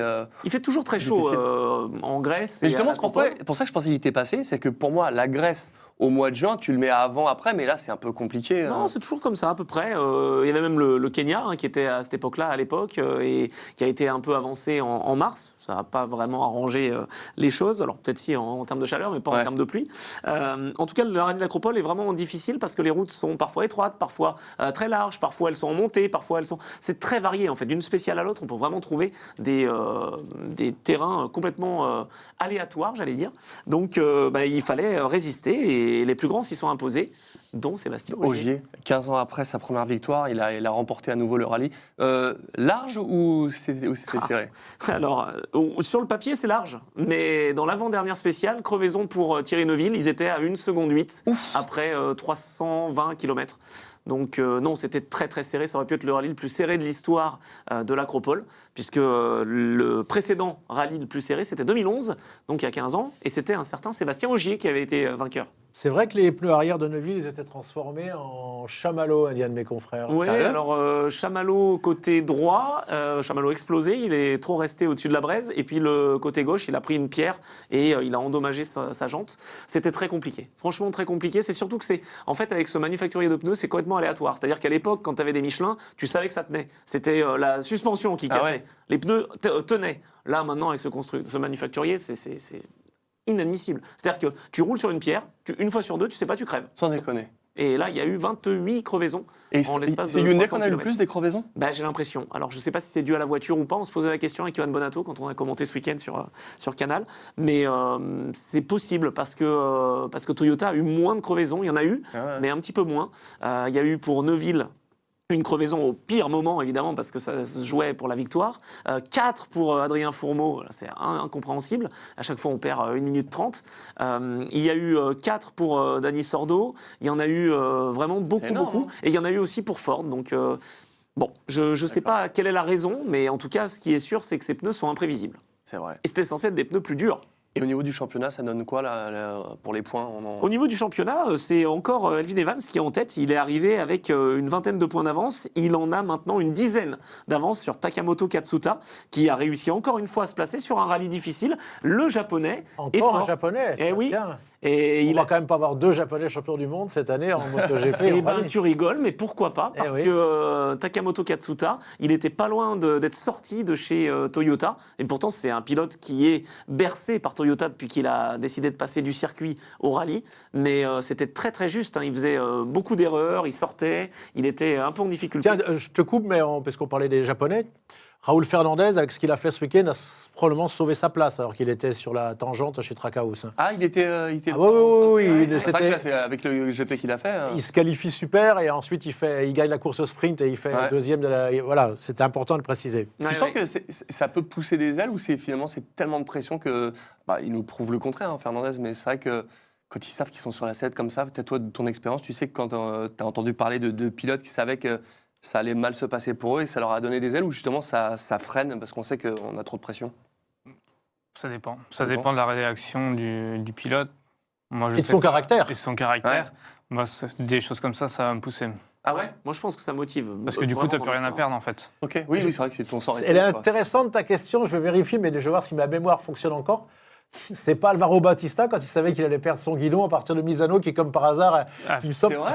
On lui annonçait qu'il allait être viré, et je me souviens, il fait podium. Et du coup, il sauve son guidon pour l'année prochaine, quand il était en Grand Prix. J'en suis quasiment certain, Alvaro Bautista. Il y a des pilotes comme ça. Raikkonen, quand il est chez Ferrari et que ça va plus trop, et on dit il va être sorti, il fait ses meilleurs résultats, il va chez Alpha. Mais il a fait ses meilleurs résultats à la fin. Ouais, non, je pense que ça peut motiver. Et Katsuta, c'était ça. Il était à 2 doigts d'être sorti. Pas que pour des raisons sportives, mais beaucoup. Et là, cette année, il a gagné pour la première fois en rallye. Il a 2 victoires de suite. Là, il fait 3e. Il est 2e du championnat à quelques points seulement d'Elfyn Evans. Il a fait une première journée exceptionnelle, alors qu'il y a le phénomène de balayage en rallye. Où en fait, quand tu es dans les premiers, le rallye terre, ça glisse de partout. Tu perds énormément de temps. Lui, il a perdu moins de temps. Et il termine sur le podium. Donc voilà. C'est vrai que c'est là qu'on se rend compte comme c'est des grands champions. C'est vrai que nous, touristes qu'on est, on s'effondrerait avec cette pression de gagner, de s'imposer quand tu es comme ça, acculé, ça doit vraiment être très difficile à gérer. Et il y en a un qui a la pression aussi, mais qui sait la gérer, c'est Sébastien Ogier. Il est en passe de peut-être aller chercher un 10e titre. Ça, c'est pas souvent fait. Les pilotes qui ont 10 titres... Il n'est pas encore sur la voie royale. Il n'est pas sur la voie royale parce qu'il ne fait pas une saison complète. C'est incroyable. Sachant qu'il pourrait avoir le titre complet... Comme l'année dernière. Il a gagné en n'ayant pas tous les rallyes effectués. Explique-moi un truc, c'est au métier. Il a déclaré que jamais il a pu rouler à fond sur ce rallye-là. Non, c'est ça, pour éviter la crevaison. C'est ça, donc. Et donc, en fait, il savait qu'il fallait attaquer quelques fois dans des endroits difficiles. Il a fait comme Marc Marquez à Assen, alors, le même week-end. Il a fait de la gestion. Exactement. Et il fallait en faire de la gestion. Et tu m'as dit qu'il avait combien de titres? Il en a 9. Ouais. Et que s'il en avait un de plus, il aurait le même nombre de titres que Marc Marquez à la fin de saison à Valence en MotoGP? Voilà encore un parallèle. Et que ça s'est pas fait. Attends, parce que Rossi reste à 9, Loeb reste à 9. Ouais. Il y a beaucoup de... Donc ça serait... C'est intéressant, ça, il faudra s'en souvenir si jamais ça arrive. On en parlera. Moi, je pensais que tu allais parler de Loeb, parce que c'est vrai que... il passerait devant Sébastien Loeb. Sébastien Loeb qui a eu beaucoup de crevaisons au Dakar, qui a eu plus de mal que Nasser Al-Attiyah. Thierry Neuville, il a eu une crevaison, là où Sébastien Ogier n'en a pas eu. Ils n'ont pas la même voiture, ils n'ont pas peut-être aussi la même lecture, je ne sais pas. En tout cas, ça s'est joué à vraiment pas grand-chose et il n'a pas eu de crevaison dans ce rallye. Donc peut-être la chance du champion, peut-être aussi une gestion. On parle de champion, on va parler des 24 heures de Spa, avec la victoire de Porsche aux 24 heures de Spa, 6e victoire pour Porsche. Là-bas 9e.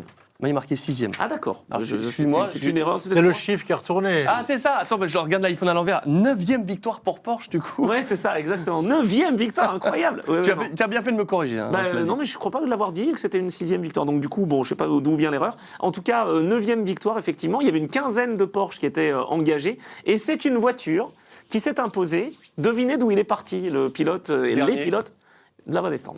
C'est fou. Et c'est pas Costa qui a fait ça dans une course de Moto 3? Marc Marquez l'a fait. Marc Marquez, sûr. Et Acosta au Grand Prix du Qatar, il l'a pas fait? Non, je croyais. Bon, mais c'est vrai que ça arrivait récemment aussi. En tout cas, victoire depuis la pit lane, ça s'est jamais vu. et c'est historique. Donc la Porsche de Preining, Feller et Booth se sont imposés. Ils se sont décalés en termes de stratégie. Ça a marché. C'était pas forcément facile. C'était pas gagné d'avance. Et ils ont réussi à s'imposer. Il a plu et passer à travers les erreurs, à travers les embûches. Il a plu. Il a plu. C'est fou qu'il comme à Spa. C'est Non. vraiment le microclimat. Non, mais parce qu'en fait, il faisait ultra chaud. C'est-à-dire qu'en fait, c'était la canicule totale. Où est-ce qu'ils se sont tapés les orages quand on est en France, ils sont remontés à ce moment-là? Ah bah, en tout cas, ils se sont pris deux draches. Le vendredi soir, ils ont même refait des bouts de tarmac parce que la piste, elle avait fondu. Exactement. Ils ont fait ça pendant la nuit. Parce Ils ont qu'il faisait trop chaud. Ouais, Et on se serait cru au bitume, Brésil. Ouais. Le bitume, il a fondu, ils ont fait ça pendant la nuit. Ah ouais. Et puis C'est en fait, il a plu à 4h du mat et il a replu le matin sur 5-6 minutes. Mais c'était une patinoire et certains se sont fait piéger. Bah, j'imagine, ouais. On en a parlé tout à l'heure, la Ferrari n'a pas gagné, je viens de le dire, mais ils sont passés proches de la victoire. Il a manqué quoi en fait? Ah là là. Il a manqué un petit peu d'expérience peut-être parce que chez Ferrari, je ne sais pas ce qu'on a fait avec les équipages. On a voulu faire confiance à la jeunesse. Très bien, mais au moins sur une des deux, tu mets des cadors, quoi. Là, tu avais Nielsen, très très fort, évidemment, bien sûr, qui était sur la 51, mais tu avais Mosca. Mosca, c'est un jeune pilote italien qui est promu pilote officiel Ferrari, et il est allé de ses contacts, il a eu 2 crevaisons, il a eu une pénalité, et il finit à 12 secondes. Donc, sans toutes ces petites péripéties... Secondes. Je pense que ça pouvait le faire. 24 heures, c'est Ouais. incroyable, quoi. Mais maintenant, c'est de plus en plus serré, que ça soit au Mans. Je sais, mais c'est toujours improbable de se dire. C'est vrai que la performance est d'autant plus à saluer que quand tu sais qu'il est parti de la voie des stands, qu'il arrive à finir premier avec la Porsche. Quand on voit que la Ferrari termine à 12 secondes, tu te dis que là, ça se joue vraiment. Ils n'ont rien lâché. Chez Porsche, ils ont tenu leur tableau de marche et ils se sont un peu décalés. Ils ont suivi leur stratégie. Derrière, c'est quand même Mercedes qui sauve les meubles. C'était Mercedes les favoris avec l'équipe de Verstappen, avec vraiment, c'était eux qui auraient dû, je pense, gagner. Et puis Porsche s'est rapproché, a dépassé. Ferrari avait fait la pole position et malheureusement un petit peu trop de petites erreurs. Et sur la Ferrari numéro 50, donc la deuxième Ferrari officielle, il termine 5e avec Arthur Leclerc, avec Lilou Wadou et avec Shen Gelael. Donc une femme termine 5e de cette épreuve et c'était pas loin d'aller chercher le podium. Et Valentino Rossi, il roulait? Bien sûr, il a terminé 6e, meilleur résultat de sa carrière en 24 heures de Spa avec la BMW. Donc il a fait une bonne performance. Il a roulé quasiment un quart du temps et c'était en pro qu'il roulait. C'est toujours chez WRT? Toujours. Ouais. C'est impressionnant. Ça t'impressionne, toi, c'est les pilotes moto qui partent en voiture et qui performent? C'est quelque chose qui pourrait te plaire, toi, à l'avenir? Ouais, j'aimerais bien essayer une voiture déjà sur circuit, déjà, pour commencer. T'as jamais testé? Non, jamais. Arrête. J'ai jamais eu l'occasion et j'aimerais bien un Je jour. comprends. Lucas Mayas avait bien aimé, je crois, effectivement, quand il avait fait... Mais quelque chose à ras-le-sol. Ouais, mais c'est bien, parce que t'as pas peur de t'en mettre une. Après, c'est pas Commence pareil. le karting, regarde, tu viens de me rappeler, on vient de recevoir un message de Jean-Pierre Rejoulet, j'ai oublié que j'avais Non, dit ça. c'est un autre ami qui m'a envoyé ça. Ah. Et j'ai un ami qui a fait une course de karting avec toi. Avec Ah bon? moi Oui. Ah bon? Il m'a tu dit l'as fait bonjour perdre. au barbu devant toi, j'ai fait une course de karting avec lui. Ah d'accord, ok. C'est Ouais. qui? Et C'est tu l'as mis Steven? Tu l'as Non, mis c'est dans des Grégory pneus. au pied, quelqu'un du Mans. Ah génial. Ah, bah oui, bien sûr. Bah, je fais souvent des courses de karting. Tu Il fait viendras. partie de la BMO du Mans. Ouais, tu viendras. À la BMO, d'accord. Ok, attention. Parce qu'en fait, je suis en train de me souvenir, moi, c'est pas ça qu'on a fait. Mon Dieu, je Oula. sais ce que c'est maintenant. Ouais, non. Avec alors, Jean-Pierre Et là, on coupe. Et voilà, terminé. Non. C'est du jet ski à Barcelone, grâce au sponsor cigarettier de l'époque, Jean-Pierre Rejoulet. Et ça s'est bien passé jusqu'au moment où on participait à cette... puisque tous les pilotes étaient là, il y avait Régis Laconi et il y a quelqu'un qui est tombé dans l'eau et Régis, il a même pas essayé de l'éviter parce que Régis, il veut gagner. Oh là. Donc le gars a eu le temps que de plonger, je me souviens plus qui c'était. Ah ouais, c'était chaud. Ah oui, non. Avec Jean-Pierre Rejoulet, c'était le jet ski. Et je te parle pas du vol-retour, un vol privé. Oula. Tout ce qu'ils ont jeté, le Régis Laconi et les autres, là, je peux dire que l'équipage n'a plus jamais voulu faire des vols comme ça. Tout y est passé, les plateaux repas, les ceintures de sauvetage, la totale. Ah, ça doit être sympathique. Ouais. Ça se faisait à l'époque, ça se ferait plus maintenant. Oui, bah je oui, pense. encore. Ça c'est sûr. Bon, Et par il y a Géo sur le. Oui, je vais en parler, je sais tout quoi tu veux parler, Ouais, c'est ouais. incroyable. Il y a Géo qui nous dit qu'il était sur le circuit, j'ai vu passer les postes, 42 à Londres, 60 sur la piste, ça devait être monumental. Hein. Mais oui, et pourtant il a quand même plu, donc non. Oui, mais ça, c'est Spa, c'est normal. C'est Spa. Il y a un truc, c'est calé. C'est que tu Voilà. la Spa, tu prévois la flotte, tu sais pas encore Le quand. pot de chambre des Ardennes, comme on dit. Hein. Et ouais. Non, il y a une news qui est quand même incroyable, c'est qu'on le sait, Verstappen adore l'endurance. Il voudrait rouler à Spa et il demanderait à la F1 si c'était possible de décaler le calendrier. C'est dans le domaine du l'inverse. possible. Je sais pas qui t'a mis ça, c'est l'inverse. C'est pas Verstappen qui demande. C'est que les organisateurs des 24 heures de Spa ont dit la date n'est pas fixée. La date est fin juin. S'il y a un Grand Prix, on changera la date des 24 heures de Spa. Il sera aux 24 heures de Spa l'année prochaine. Max Verstappen avec son équipe Verstappen.com. Ah, parce que moi, j'étais persuadé que c'était lui qui fait la demande. Et Non, que non, c'était- il ne ça fait pas devait- la demande. C'est que la Formule 1 fait ce qu'elle veut et elle embête tout le monde parce que à chaque fois, mettre en même temps que les 24 heures du Mans. Mais qu'est-ce que c'est que cette Mais histoire à l'époque, c'était comme ça aussi pour les courses de MotoGP ou surtout de Mondial Superbike, que les organisateurs mettaient en même temps que les 24 heures du Mans ou, C'est le- une non, pour- honte. ou Spa pour empêcher oui. les pilotes de Ça, c'est faire abusé. les Pour moi, deux. c'est une honte et c'est ce qu'ils ont fait. Ils là, ne peuvent c'est pas faire plutôt les 24 intelligent. heures du Mans. Non, mais je te signale qu'il y a eu le Grand Prix d'Espagne. Moi, j'ai raté le Grand Prix d'Espagne parce qu'il y a Non, les mais pour 24 Spa, heures du Mans. oui, effectivement. Bah, je sais pas. Ça fait comme le TT avec Spa. Exactement. J'ai pas pu faire le Spa cette année parce qu'il y avait le Les 8 heures TT. de Spa. ouais. Il y a Le tellement de TT. courses aujourd'hui, c'est Non, pas. ça, je suis d'accord, mais enfin là, franchement, tu sais très bien que ton pilote, ton champion, il veut faire des courses d'endurance, il a son équipe, ils le font exprès. Donc le Spa a pris le contre-pied. Et Incroyable. donc SRO, et Stéphane Rattel a dit, la date est annoncée, elle n'est pas encore fixée. Tout, Max. Parce que, Super mine de Max. rien, Super Max. c'est Russell qui a gagné le Grand Prix. Mais ce que j'ai entendu au pied du podium, c'était ça que les gens chantaient. Hein. Ah bah, C'était pour ouais. le deuxième. Et un Français s'est illustré. Mathis Jobert a réussi à gagner avec un équipage bronze. Ils ont terminé 10e de cette course. Et c'est sur une Ferrari. C'était sa première. Et il a réussi. 10e au scratch 10e au scratch, alors que C'est c'est beau. une équipe où vraiment il y a. Enfin, c'est pas des pilotes professionnels, quoi, à part Mathis et je crois son équipier avec qui il roulait, Ben Tuck. Sinon, les autres, c'est pas des pros. Et ils arrivent à être 10e du classement général, donc bravo. Et puis en parlant de français, Fred Mako était Oui. de retour sur une Porsche et il termine 4e au pied du podium, le pilote alpine qu'on a Ah reçu oui. ici. Évidemment. Bon, c'est cool, en tout cas, ça avance bien et ça fait plaisir. Merci pour ça. On va partir de ton côté, Wayne, et parler de toi. Tu t'es dirigé vers l'endurance, tu es même champion du monde en 2025. Pourquoi ce choix de l'endurance ça t'est amené à toi Bah, en fait, j'ai fait ma première course d'endurance à l'époque aux 23h60. Donc je commence en 25. C'était quoi, ça, On m'a déjà dit que ça n'existait pas, mais bien sûr que Si, ça si, existe, si. les 23h60. Donc On parle de c'est 7h60. C'est les 24 heures Exactement. 125. Voilà. Mais ça s'appelle les 23h60 pour pas. Comme les 25h Fun Cup. Ou les 2 tours Ouais, ouais. d'horloge. Pour pas que ce Et soit du coup, 24. ça m'a toujours plu. Et en fait, l'île de Man, c'est une course de vitesse, mais à la fois d'endurance. Et en fait, le meilleur entraînement, c'est de faire les 24. Et du coup, en fait, j'aime bien les 24 heures du Mans, surtout. Je préfère le Mans que le bol. Ah ouais, Parce que le bol, en fait, c'est une grande ligne droite. tu te reposes. Tu te reposes beaucoup plus et c'est plus long, quoi. Par contre, il fait plus chaud parce qu'au Mans, les températures, des fois, Ça dépend c'est des proche de années. zéro. Hein. Ça dépend des années. Ouais, mais ok, il y a la ligne droite, tu peux un peu plus te reposer qu'au moment où tu as la grande ligne droite. Mais quand tu arrives sur Signe, c'est Ouais, c'est pas mal. hardcore quand même. Ouais, Sur une 24 heures, je parle pas ouais, sur c'est surtout- une sprint. Mais... C'est surtout le matin le plus dur. Après, ça va. Parce qu'il faut le tenir, hein, t'as vite fait de t'en mettre une. Bah, tu freines pas en plus au bout, tu rétrogrades juste. Ah, tu tombes une vitesse Une vitesse juste tout au bout et après, tu en retombes une juste après. Tu gardes la vitesse de passage, tu viens bien chercher le vibreur à gauche et après, tu l'enroules l'autre. Ouais.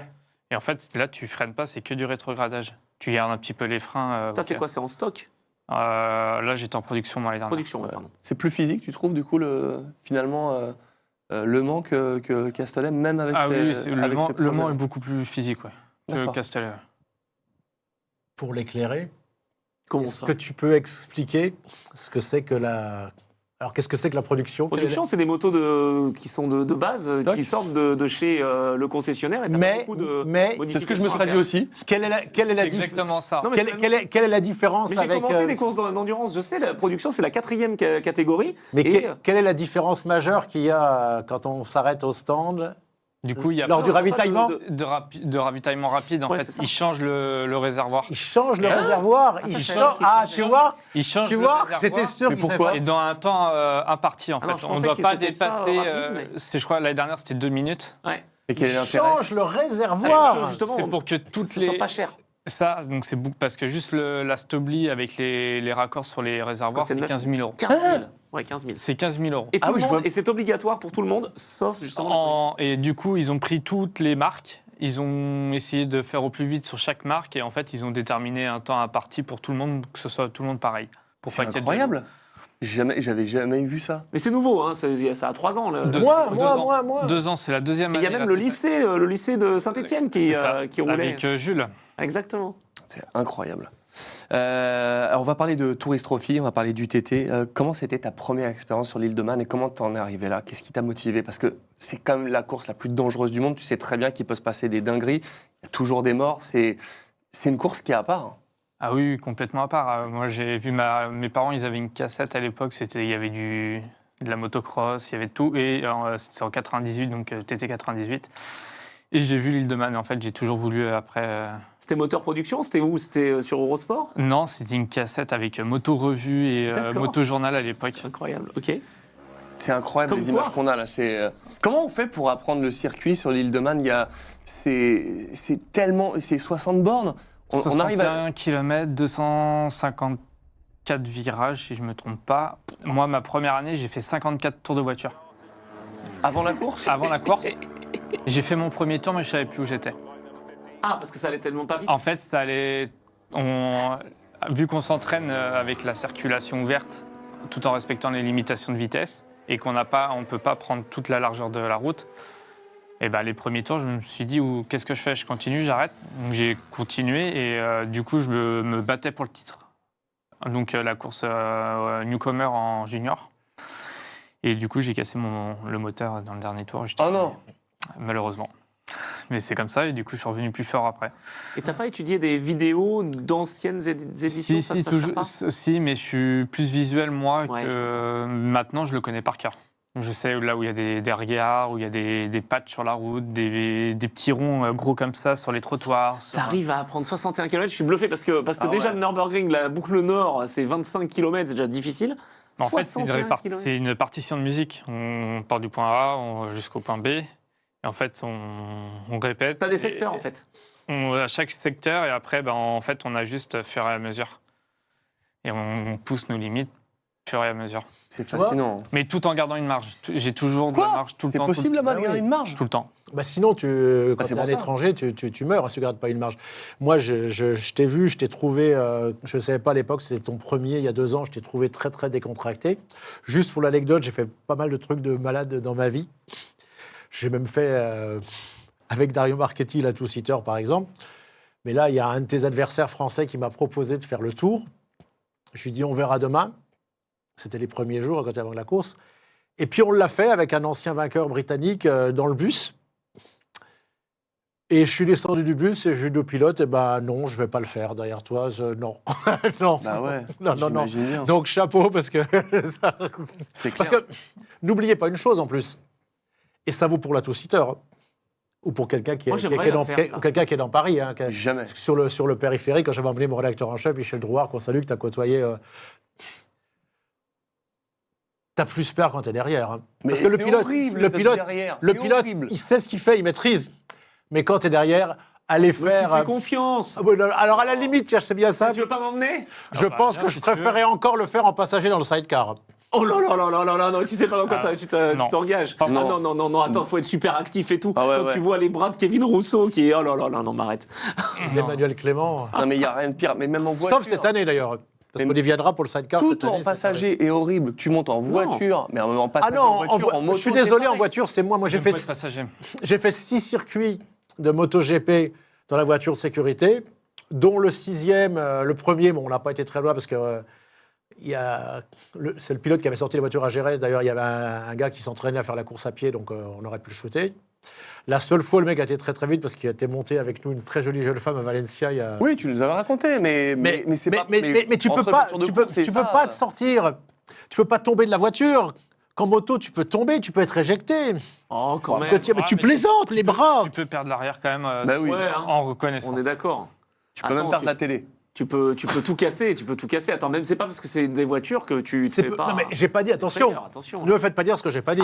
Gros respect, c'est une énorme sensation aussi, mais c'est moins impressionnant. Moi, tous ceux qui sont montés, je ne pense pas que 33% des gens doivent nettoyer les combinaisons après en voiture. Mais évidemment, alors qu'en moto, c'est horrible en passager, c'est horrible. On voit bien pendant le TT, les courses sont souvent retardées parce qu'il y en a qui essayent de faire comme nous, à rouler comme des zouaves dans la montagne, parce que la montagne elle est fermée que dans un sens. Donc ils peuvent Tu veux dire C'est- des spectateurs ou des des gens qui sont spectateurs, venus, c'est ça. qui sont venus et- Ah, mais c'était pas préparé. De Herpin jusqu'à Greg Niba, la route, elle va que dans le sens du circuit, de la course.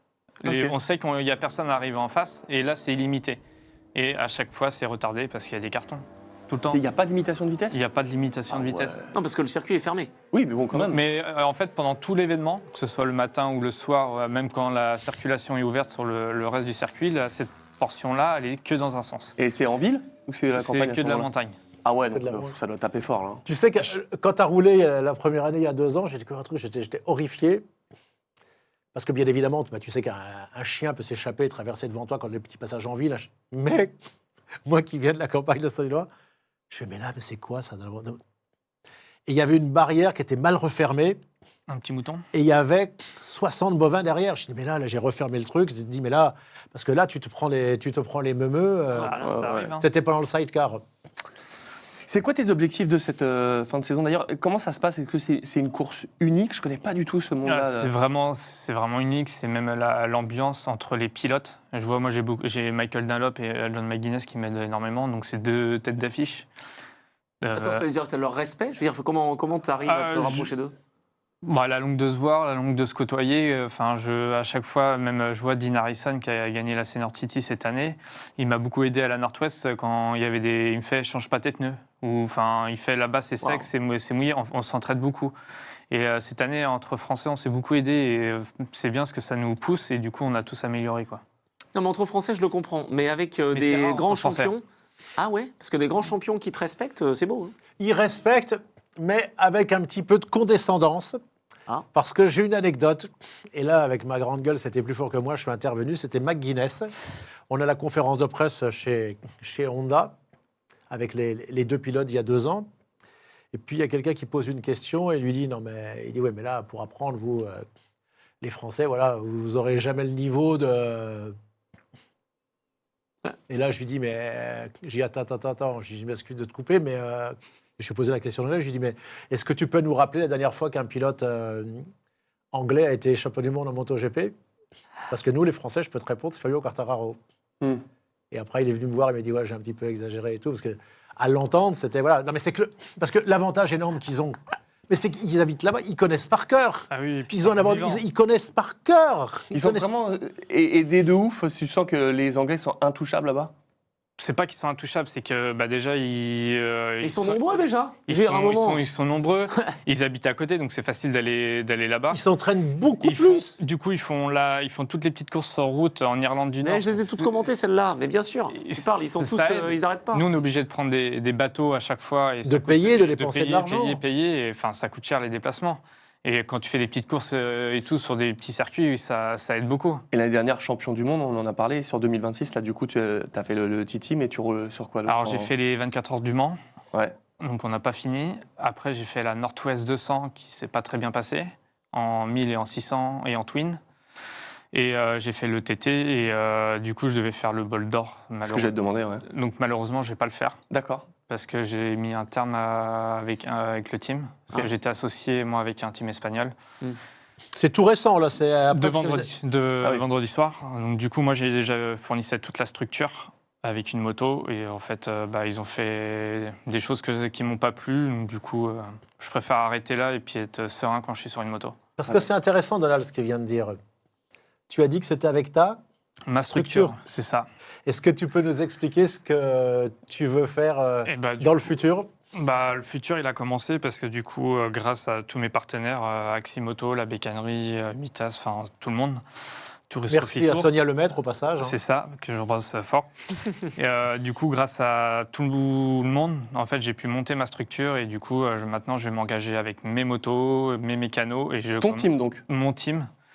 Donc j'ai ma semi-remorque, j'ai toute la structure et j'ai fait rouler mon premier pilote cette année. Donc du coup, Guillaume Mercier, l'objectif c'était qu'il finisse. Et puis l'année prochaine, il aura une meilleure moto En TT? à la Northwest 200, Ok. qui se passe 15 jours avant le TT. Et en fait, ça nous permet de se placer un petit peu et de voir ce qu'il faut améliorer pour le TT. Et sauf que la météo, c'était une hécatombe. Donc le but, c'est d'avoir combien de pilotes à terme? 3, c'est bien. Toi compris? moi compris. Tu as parlé de plusieurs motos aussi. Est-ce que ça t'aide de Oui. rouler sur le même circuit avec plusieurs motos Oui, justement parce que du coup, à la Northwest, j'ai roulé avec la Twin qui m'aidait. Enfin, je roulais avec le 600 et le 1000. Et du coup, je roulais pas vite avec le 1000, mais je roulais plus vite avec les autres. Bon, malheureusement, avec le 600, j'aurais dû rouler beaucoup plus fort, mais. Ouais, mais t'as pas les mêmes repères, tu vois, c'est ça Ouais, c'est ça, pas évident. Hein. Bah après, c'est facile. Enfin, vu que je change souvent de moto, en fait, c'est inné. Enfin, Tu t'adaptes. c'est ça, je m'adapte vite. Et après, l'année prochaine, l'objectif, c'est d'avoir que 2 motos. Ok. Donc, Superbike, Superstock et la Twin. Donc, la Superbike, Superstock, je vais faire ça qu'avec la même moto, parce que je peux pas en avoir 2. Enfin, il m'en faudrait 4. Du coup, j'en aurai que 2. Et vraiment se concentrer dessus pour pouvoir progresser. Et parce qu'au TT, du coup, les 600, les Super Sport et les Sport Bike maintenant roulent dans la même séance. Donc et après, les Super Stock et Super Bike roulent dans la même séance aussi. C'est équitable ou pas? Ça va? Tu penses que c'est possible? Ceux qui sont Superbike ont quand même l'avantage, j'imagine. Mais... Ah bah, oui, ça aide. Ceux qui font toutes les catégories, ça aide beaucoup parce que du coup, on roule beaucoup plus. Ils font beaucoup plus de courses. Ouais, Et, moi, je vois là, cette année, j'étais entre le top 10 et le top 20 en qualif tout le temps. Malheureusement, j'ai mis mon moteur de course le jeudi. Au TT là, de Au cette année TT, j'ai mis le dernier jour, je vais valider mon moteur de course. Malheureusement, j'ai même pas fait un tour. Ah oui. C'est pas validé. Il s'est pas validé et du coup, très mauvaise préparation. Ok. Ouais. Et ça donnait quoi du coup Du coup, j'ai remis mon vieux moteur. Ah, t'as pu rouler quand même. J'ai remis mon vieux moteur. Malheureusement, la pluie est arrivée. J'ai pas pu rouler pendant une semaine. Donc du coup, les autres ont fait des courses avant. Du coup, quand t'as qu'une seule moto, c'est compliqué d'aller rivaliser. Oui. Quand Tu t'as prends pas pas les mêmes risques. C'est ça. Et puis là, on avait des conditions parfaites. Et donc, là, sur toutes les éditions que tu as pu faire, ton meilleur résultat Mon meilleur résultat, c'était au Manx Grand Prix. J'ai fait 14. C'est énorme.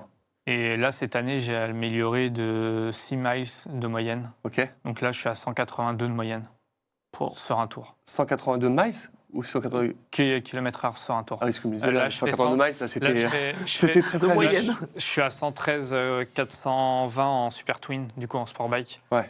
de moyenne. C'est monstrueux. Et ton objectif, c'est quoi? C'est de battre le record du meilleur français? Ou d'aller battre les Anglais?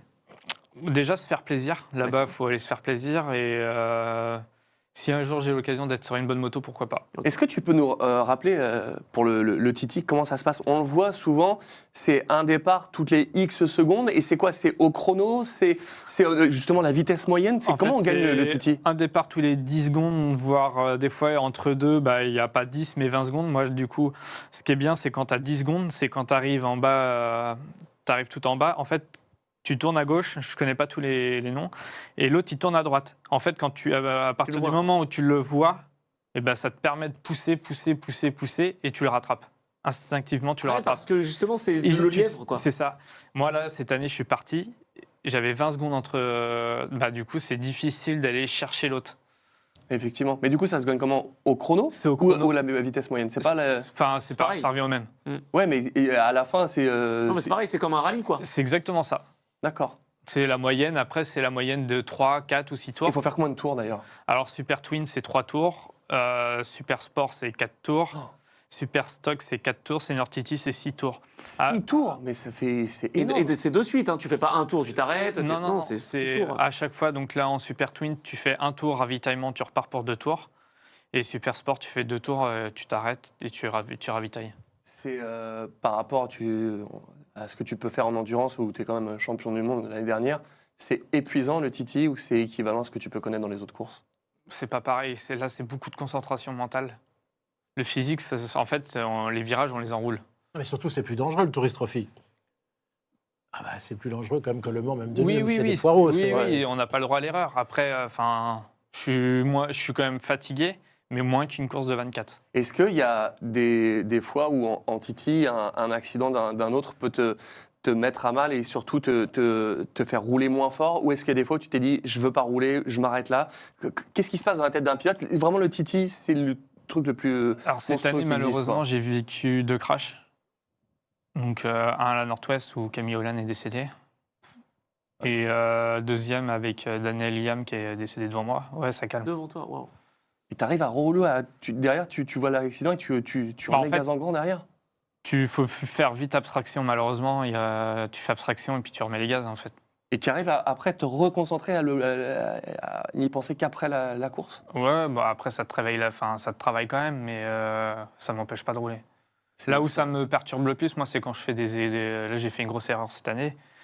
J'ai failli me prendre un mur quasiment au même endroit, et du coup, bah, Tu fais des cauchemars? Non, mais tu perds énormément de temps, Ouais. en fait. Et du coup, le temps, c'est... Sur le tour d'après ou même dans ce J'ai tour-là? perdu 20 secondes, c'est ce qui me coûte la Ouais. réplica, quoi. Bah, Du coup, forcément. j'ai eu que la finisher cette année, et du coup, moi, l'objectif, c'était la réplica, et je l'ai pas eu, mais... C'est quoi ton souvenir le plus marquant de toute ta carrière et aussi au TT? Et bah, ma première course finie à l'île de Man. Ouais. C'est unique. En fait, t'as pas t'as nulle part des sensations pareilles, quoi. C'est il y a 2 ans, donc. La 2019. Ah, tu parles Donc, pas que de ce soit le Manx Manx ou le TT, c'est Ouais. exactement le même circuit et c'est exactement pareil. Une fois, moi, je me dis à chaque fois que je passe Baril, une fois que je l'ai passé, je fais bah, c'est bon, je peux finir mon tour. C'est un peu comme le Dakar, tu parles de finisher ou de toutes ces courses, ces trails en course à pied. C'est la victoire, c'est aussi de terminer la course. Oui, de toute façon, moi, je peux pas les rivaliser avec une moto. Là, je vois Michael Nallop, il a une Patton, ça vaut 80 000 euros, peut-être la moto avec toute la préparation dessus. Ouais. Avec une moto à 15 000 euros, tu peux pas rivaliser avec. C'est logique, bien sûr. Et il y a eu cette année, ça a tapé en sidecar. Ouais, il y a eu 2 gros cartons, malheureusement. Il y a des années où il n'y a pas d'accident. au Oui, TT? l'année dernière, il n'y en a pas eu, l'année d'avant non plus. C'est vrai. Moi, les 2 fois que j'y suis allé, il n'y a eu aucun mort ou aucun accident grave. Mais là, on a peut-être la vidéo qu'on va pouvoir montrer quand les sidecars ont Une vidéo décollé. Ouais, on a une vidéo, Les frères Croc. Hein. voilà, avec le... Regardez. Oh Et Ah, vous ça allez envole, voir, quoi. quand le style de l'après arrive, regardez bien la réaction des spectateurs. Ça, c'est très bien qu'ils leur font signe, parce qu'il n'y a pas de drapeau jaune encore, qu'ils leur font signe. Et là, ça arrive. Et malheureusement, il y avait un autre accident grave avec une amie, Maria Costello, qu'on côtoyait avec Philippe Debarle. Et là, malheureusement... Maria, elle est paralysée. Maria Costello? Ouais, elle est paralysée. En fait, elle a tapé un lapin. Et du coup, Vous voyez, quand je vous parlais des animaux tout à elle a l'heure, tapé un lapin et en fait, en le tapant, elle a percuté le talus dans une ligne droite. Wow. Donc c'est le truc improbable, mais Et tu arrives avec tout ce qui se passe les années après les années, à rester concentré. Parce que, voilà, j'en parle souvent dans cette émission. J'ai beaucoup roulé dans les courses de marque, des trucs comme ça, mais on m'aurait proposé de faire le TT, je n'y serais jamais allé. ah, bah, C'est tu vois, n'importe t'es quoi. raisonnable. Mais- Oui, et pourtant, je roulais à 300 sur le périph'. Hein, mais Je te rappelle je ne sais qu'à pas ma faire grande ça. surprise, il y a 2 ans, la vidéo que je vous avais ramenée, Giacomo Agostini me dit, c'est moi qui ai demandé, moi, Giacomo Agostini, hein, c'est à la ça. Fédération internationale de moto, d'arrêter de mettre le Tourist Trophy au calendrier, parce que c'est trop dangereux. Et c'est pas un mec qui a peur, Agostini. Non. Il a dit raisonnablement, faut arrêter pour le Continental Circus de mettre le Tourist Trophy. C'est pas possible. Tu penses que là, les pilotes, ils ont envie... Après, Bezzecchi, là, dans la forme où il est psychologiquement en ce moment, tu penses qu'il a envie d'aller faire le Tourist Trophy pour que ça compte pour son titre? après, là-bas, il faut être en forme, il faut éviter de rouler blessé, parce que c'est dangereux. Ah bah oui. Il y en a qui le font, mais c'est dangereux. Après, moi, en fait, le problème, c'est quand on goûte, bah, C'est une sensation de fou, en fait. tu peux pas arrêter. Mais ouais, parce que tu C'est une drogue. En c'est fait, addictif. moi, c'est ma drogue, en fait. Et tu te point-là. bats contre toi, en fait. Tu te bats Tu- contre toi-même. c'est T'es là, exact- c'est exactement vraiment le... ça. Moi, c'est ma drogue. Là, je prépare déjà l'année prochaine. Et tu Donc, sais je viens déjà- juste de revenir, il y a 3 semaines maintenant. Je prépare déjà l'année prochaine. Et Ah comment, justement, tu prépares? Avec ta structure, avec ta Je fais- préparation je- mentale? Ouais, c'est beaucoup le mental, le physique, j'en fais pas. J'ai pas le temps d'aller au sport, malheureusement. Il faut que je le travaille. Bon, t'as encore un peu de temps. Ouais, mais bon, enfin. Ça doit être beaucoup dans la tête, le TT, quand même. C'est beaucoup dans la tête. Faut savoir ce qu'on fait, où on va, où freiner. Il y a des erreurs, des choses à pas faire, il y a des choses à faire. J'ai encore beaucoup de choses à apprendre et j'apprends. Je préfère aller par étapes, doucement, mais sûrement. Et j'ai pas envie de griller les étapes là-bas parce que ça pardonne pas, quoi. Ouais, c'est clair. En tout cas, hyper intéressant cette interview. On aurait pu passer des heures dessus. Qu'est-ce qu'on peut te souhaiter là pour cette année 2026? Bah, qu'elle se finisse mieux qu'elle a commencé. Ouais. De l'argent, Pourquoi des pas. sponsors. De l'or. Bon, en tout cas, c'était passionnant. Merci Merci d'être beaucoup. venu, ouais. Avec franchement, grand merci plaisir. Mais beaucoup. surtout, si vous avez jamais été au TT, venez. Ah oui. Non. Et je devais y aller, on m'avait proposé là cette année, mais je pouvais pas, je Mais je suis travaillais. toujours à Paris, moi. Je commente les trucs depuis Paris et ça me... Ah ouais. Un jour, j'irai. Un jour, je l'aurai. Mais il faut. Ouais, parce que faut Si pas vous le venez, prendre vous là-bas. m'envoyez un message, je vous ferai un tour de voiture. Ah, très bien. Moi, je veux faire un two-seater. Moi, je demande à Damien Saulnier, je te demande à toi de faire des baptêmes à moto. Je veux Ah, mais non, c'est- mais si mais tu je- veux des sensations, Alors, il y a moi, une solution aussi, hein, c'est de tous faire le les- manège. Hein. Tous les matins, avec mon tour opérateur Tourist Trophy Tour, donc c'est l'agence numéro 1 de voyage en France qui organise des voyages OTT. Tous les matins, avec les clients qui prennent le pack commenté pour le tour. Donc je pars tous les matins du départ, on fait tout le tour et je m'arrête dans 20-30 virages à peu près et je leur explique du point A au point B toutes Attends, les mais ça, c'est trajectoires, quand? C'est la veille, l'avant-veille? tous les jours. Bah, tous les attends, matins avant même. que tu roules? Non, j'évite les jours de course. Bah oui, quand même. Attends, Mais tous les matins, à 7h, on part Ouf. et j'explique qu'il Eh oui, pleuve, mais qu'il quel est vente. l'avantage Moi, Il révise moi, ça me permet de réviser, ça me permet de faire du contact parce que j'aime bien Bien être sûr. au contact des gens. Et en fait, tout le Mais c'est monde... prenant. Parce que t'es beaucoup là-bas. Bah, quand on y est là-bas, on est moi, j'y suis 3 semaines. Là, Ah ouais. je suis parti le 27 avril et je suis revenu le 10 juin. Ah oui, d'accord. Donc, ouais, Pourquoi ouais, tu crois que je le fais venir que maintenant je vais demander Ouais, je sais, C'est ouais. pas possible, 3 semaines. Incroyable. Bon, en tout cas, c'est passionnant. Merci beaucoup, Wayne. avec grand plaisir. Et on te souhaite le meilleur pour la suite. Merci beaucoup, messieurs. Bah oui. On se retrouve la plaisir. semaine prochaine Allez. pour le prochain Grand Prix de Formule 1. Et puis d'ici là, amusez-vous bien et à la semaine prochaine. Ciao, ciao. Ciao.